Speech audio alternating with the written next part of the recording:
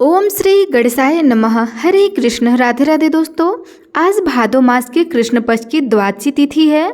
आज के दिन अजय एकादशी या अन्यथा एकादशी व्रत का पारण किया जाएगा।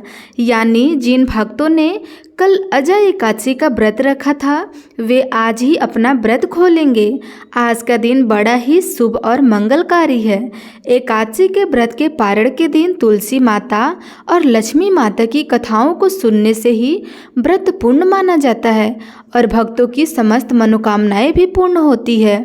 तो जिन लोगों ने व्रत नहीं भी रखा हो उन्हें भी द्वादशी के दिन तुलसी माता की कथाओं को सुनने से धन संपत्ति और अनंत शुभ फलों की प्राप्ति होती है।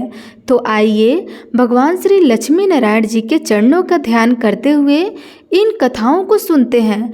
प्रेम से बोलिए श्री कृष्ण भगवान की जय। तो आइए सुनते हैं तुलसी माता की संपूर्ण कथाएं।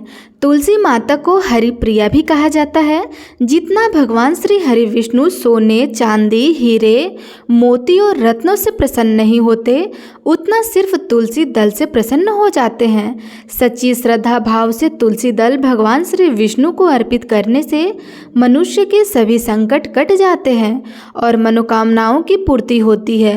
शास्त्रों के अनुसार एकादशी के दिन तुलसी जी में कभी भी जल नहीं चढ़ाना चाहिए, क्योंकि तुलसी महारानी स्वयं एकादशी का निर्जला व्रत रखती हैं। लेकिन द्वादशी के दिन व्रत के पारण के समय तुलसी माता को जल अवश्य चढ़ाना चाहिए और पूरे विधि विधान से पूजा पाठ करके उनकी कथाओं को सुनकर ही अपना व्रत खोलना चाहिए।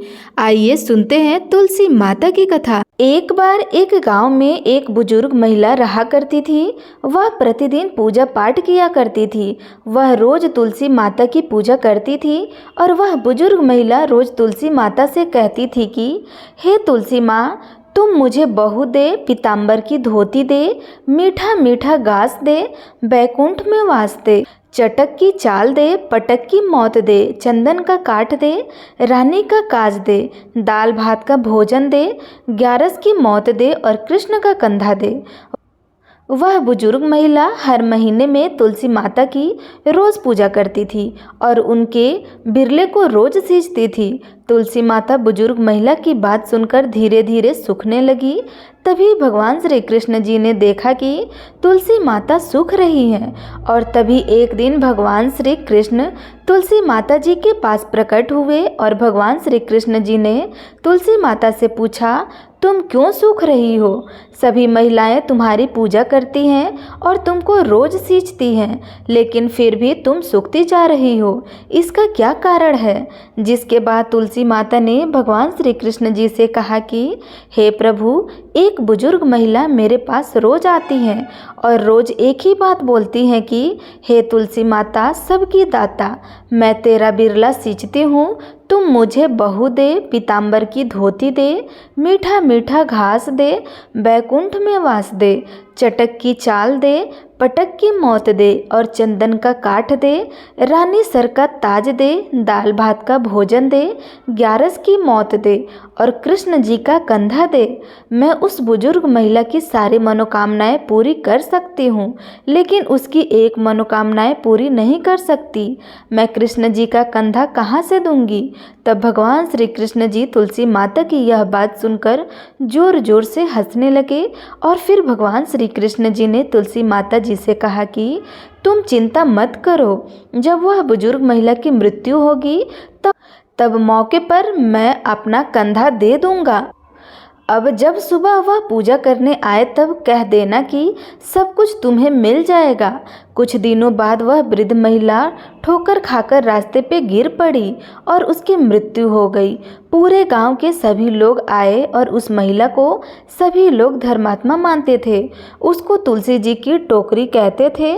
उसके परिवार में कोई नहीं था, इसलिए गांव वाले ने ही उसके अंतिम संस्कार करने की योजना बनाई और उसे नहला करके जब बैकुंठ पर बिठाने के लिए उसे उठाने लगे तो उसका मृत शरीर इतना भारी हो गया था कि उसे कोई उठा ही नहीं पाया। यह सब देखकर वहाँ के सभी लोग तरह तरह की बातें करने लगे और कहने लगे कि यह इतना पूजा पाठ करती थी, हर समय माला फेरती थी, इसलिए यह इतनी भारी हो गई है। वही पूरे गांव में चर्चा होने लगी कि डोकरी माई कोई भक्ति नहीं करती थी, यह छल कपट करती थी। हम जिसे धर्मात्मा समझते थे वह पापी है जो कि किसी से भी नहीं उठ पा रही है। यह इसके कर्मों की सजा है। इधर भगवान ने सोचा कि मेरे भक्तों की निंदा हो रही है, इसलिए भगवान ने बूढ़े ब्राह्मण का वेश धारण करके वहां पर गए और वहां पर जितने भी लोग इकट्ठे हुए थे उनसे पूछने लगे कि यहाँ पर इतनी भीड़ क्यों लगी है, जिससे लोग कहने लगे कि यह डोकरी माई मर गई है और पाप इतना था कि जिससे यह उठ नहीं पा रही है। सब उठा करके थक गए हैं। तब ब्राह्मण जी ने कहा कि मुझे एक बार डोकरी के कान में कुछ कहने दो, फिर वह देखो कैसे उठ जाती है। तो सभी लोगों ने कहा कि आप भी प्रयास कर लीजिए। तब भगवान ने उस वृद्ध महिला के कानों में कहा कि हे डोकरी माई, देखो मैं आ गया हूँ। और जो भी बुढ़िया माई पूजा करते समय शब्द कहती थी वह शब्द उसके कानों में कहने लगे कि तू बिरला सींचे मेरा मैं करूँ निस्तार तेरा। डोकरी माई बहू ले, बेटी ले, पोता ले, लड्डू ले, पीताम्बर की धोती ले, गहना ले, घी का घड़ा ले, मीठा मीठा खीर और पूरी ले, दाल भात का भोजन ले, धन दौलत ले, बेटा पोता को काम ले, तुलसी का पत्ता ले, मुंह में गंगा जल ले, 11 को दिन ले, श्री कृष्ण जी का कंधा ले। इतना सुनते ही डोकरी हल्की हो गई।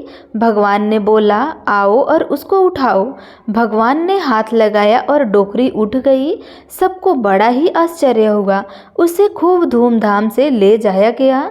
भगवान उसे अपने कंधे पर ले गए। पूरे गांव में इसकी चर्चा होने लगी, जिससे उसको मुक्ति मिल गई और वह बैकुंठ में चली गई। सभी लोग देखते रह गए।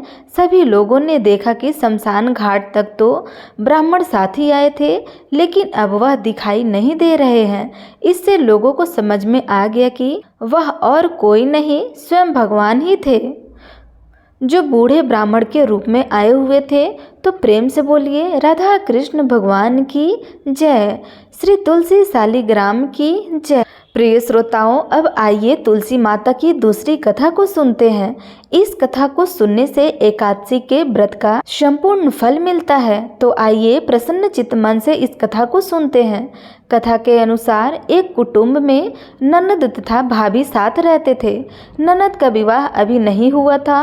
वह तुलसी के पौधों की बहुत ही सेवा करती थी, लेकिन उसकी भाभी को यह सब कुछ बिल्कुल पसंद नहीं आता था।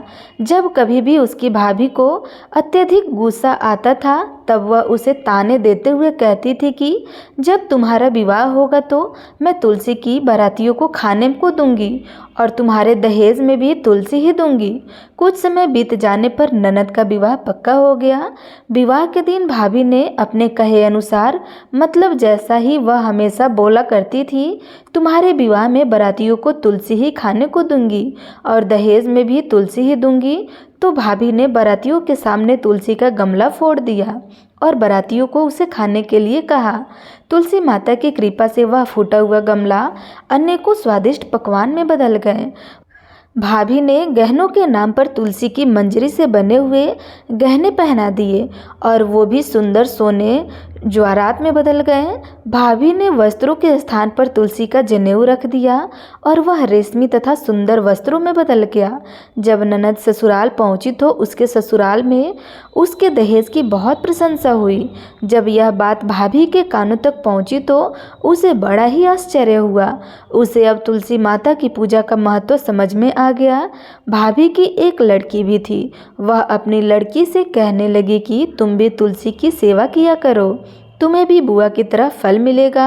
वह जबरदस्ती अपनी बेटी से तुलसी माता की सेवा करने को कहती थी, लेकिन लड़की का मन तुलसी सेवा में नहीं लगता था।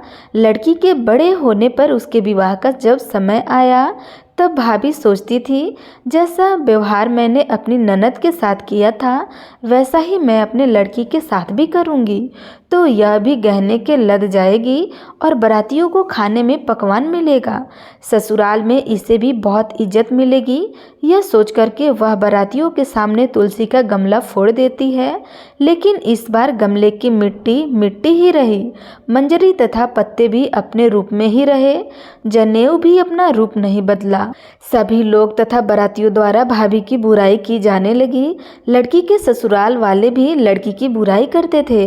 भाभी कभी भी ननद को घर नहीं बुलाती थी।